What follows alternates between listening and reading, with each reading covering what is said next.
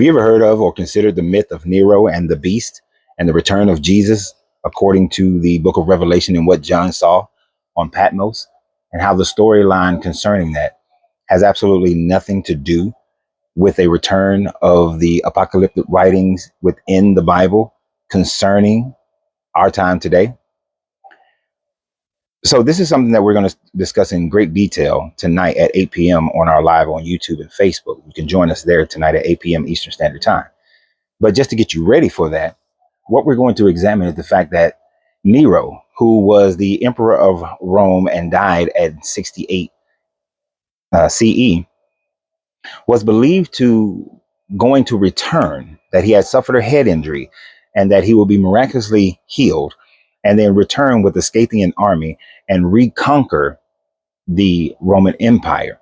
Now, this brought about great fear for the Christians in the mid to late first century.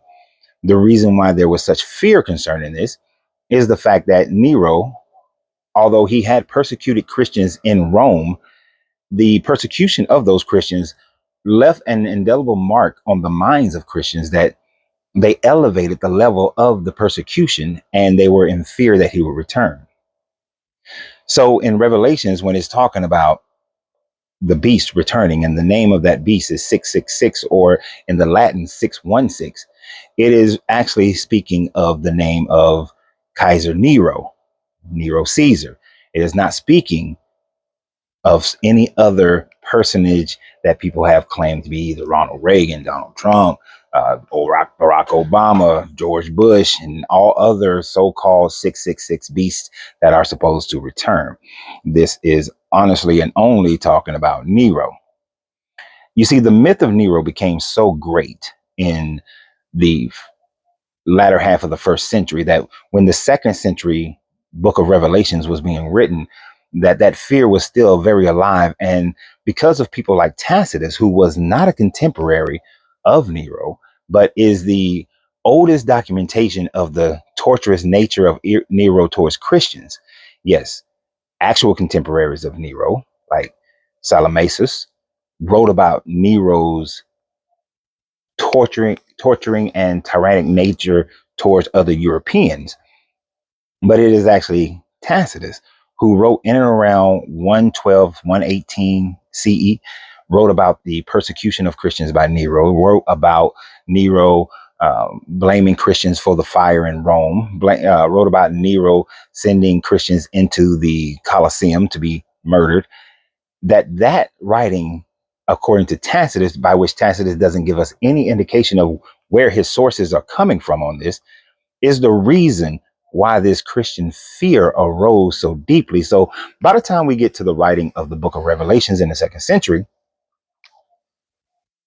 it is well within the mindset of Christians in second century time frame, late first century and second century time frame, that Nero was going to return. And in his return, he was going to persecute the Christians in the way that Tacitus wrote about. And there must have been some other sources that Tacitus is basing this on, unless it is purely the fact that Tacitus himself was a propagandist against the Julio-Claudians, since he was in the favor of the Flavians at the time frame, because the Flavian dynasty has started around that time frame. And even if we look at our media today, we see that media outlets, historians will lie or exaggerate truths in order to support whatever regime that they believe in now. It's kind of like most presidents will have negative things to say about the previous regime. And if anything is happening bad in their regime, they will blame the other previous regime. So this is not uncommon for people to do this, since this is something that we still do today.